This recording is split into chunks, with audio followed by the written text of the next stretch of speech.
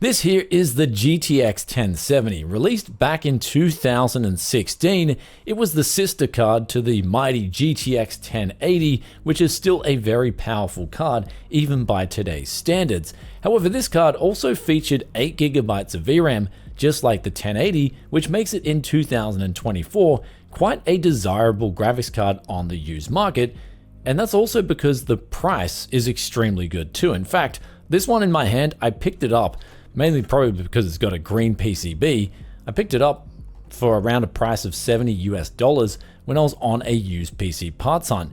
But then there's the AMD competitor, and this was launched about a year later, and this came in with a new way of doing VRAM. That is, it had 8GB of HBM2 memory, and although technically it was clocked slower, it had a much larger bandwidth on which it could access the GPU cores. However, when the Vega 56 was launched, it was aimed at competing against the GTX 1070, but let's fast forward to 2024 and see which of these cards comes out on top in terms of FPS.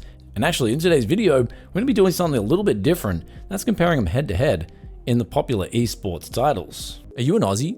And are you subscribed to multiple video on demand services and are tired of jumping in and out of apps, or even scrolling through what might seem like an endless menu of options on your TV? Well, if so, then today's video sponsor Hubble has the perfect solution for you. With their Hubble device, you can simply power it up, connect to Wi-Fi, or even plug into your local network and enjoy popular streaming apps like Netflix, KO, and more, compressed into one simple, easy to use little puck.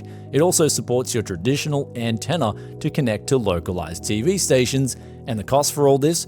99 Aussie dollars, which includes free express shipping and a remote which features voice activation, and it will also light up in the dark with its motion sensor. Also, there is no ongoing monthly device fees. If you're Australian and you want to find out more, then I'll put some links in the description below.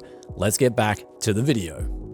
Welcome back to Tech Yes City, and let's start off with one of the most popular games still, and that is Fortnite, where I decided to test a new mode that's come out here. It's called the Reload mode, and you play with three other people for a squad of 4, and you can keep respawning, so the action's quite constant. It's actually great for benchmarking, and here's where we decided to play at 1080p with the pro settings enabled. When I look up what the pros use, I just copy these settings, and we're also testing with a 7950X here, just so there's no CPU bottlenecks on these two GPUs and we don't come into any problems. However, let's look at these results here. We got 270 roughly average FPS on the GTX 1070, and then when it came to the AMD Vega 56, we got around 253, so it was a slight victory for the 1070. And the 0.1% lows, although in these graphs I'm going to show you 30 versus 28, I did come into on the AMD card at one point a noticeable stutter, and this is one thing that can be expected, I guess, going forward with the Vega 56, is that AMD have stopped officially driver support for this GPU, as opposed to the 1070, which NVIDIA is still officially supporting in their drivers. Though we'll talk more about this later. Let's get on to the next title here, Dota 2, and a 1080p on the pro settings here, which is kind of a blend between medium and high.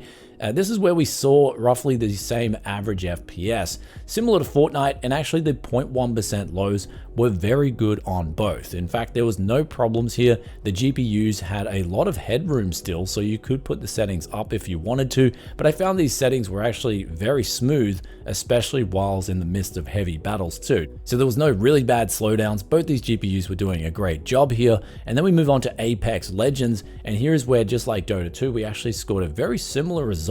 Even though the 1070 and the Vega 56 were being maxed here, they both scored similar results on these 1080p pro settings. Then the next title here does paint a bit of a different picture, and this is Counter-Strike 2, and here's where we saw a massive lead for the GTX 1070 over the Vega 56, and this is because CS2 is the, I guess, newest title out of the bunch here, so I guess it really hasn't received any optimizations from AMD, and this has led to not just a massive difference in the average FPS, but also a huge difference in the 0.1% lows.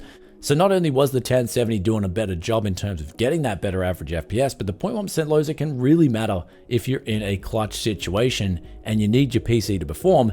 this is where the 1070 is going to do a better job here. The last title here is Tom Clancy's Rainbow Six Siege, and here's where we had a bit of an oddball, where this game decided it wanted to work better on the 1070 with DirectX 11, and then on the Vega 56 it wanted to work better in Vulkan.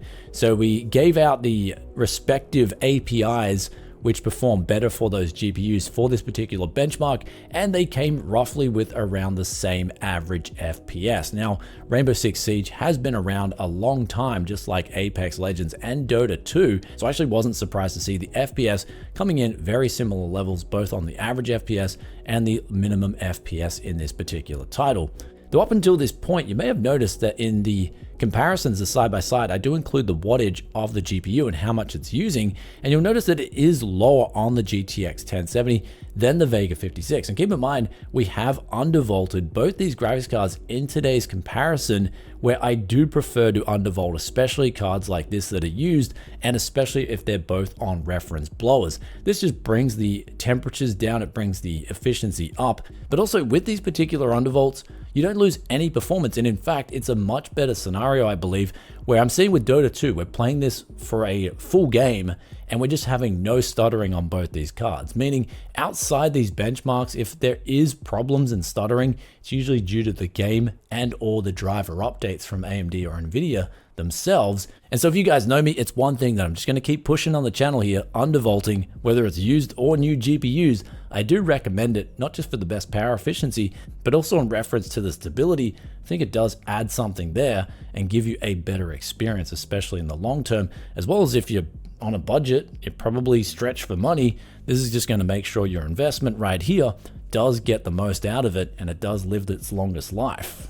That's why also when it comes to your own GPU, I'm drinking green tea, I'm eating garlic, I'm doing all that good stuff. And don't forget your bitter almonds too. Though with those numbers out of the way, it's clear that there is one winner in today's comparison, and that is the GTX 1070. I would go with this over the Vega 56 any day of the week after comparing these numbers here, mainly because they've got the same VRAM buffer, but also the GTX 1070 only needs a single 8-pin power connector. It still has that official driver support, which is going to matter in some titles, where not just in today's titles, you can see where we got some better FPS, especially with the 0.1% lows, but also it can matter in games where you'll just have a proper playable experience. Like in the case of Alan Wake, we already tested that with Vega 64 versus the GTX 1080, and I've also done a PC build with this Vega 56. And what can happen here is the pixels just don't get mapped properly on the Vega 56, and it just leads to a bizarre experience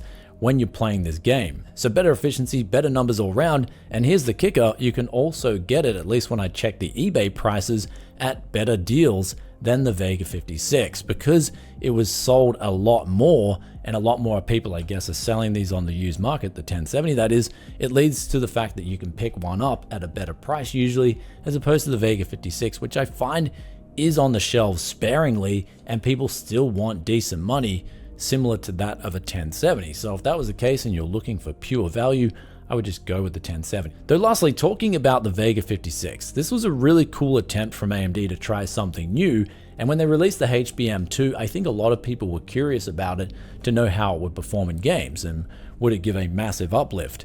But it didn't eventuate. But that being said, HBM2 is being used, especially nowadays, a lot more than it was in 2017.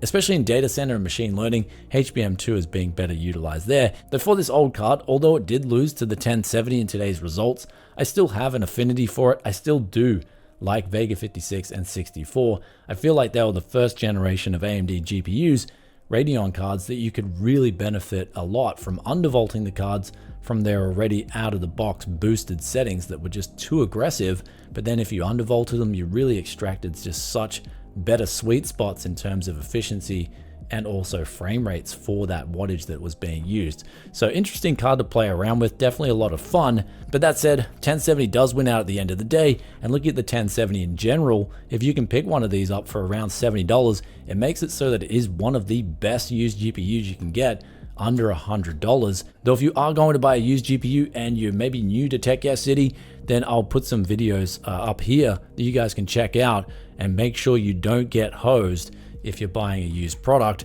But that being said, the used market can offer some of the best price performance.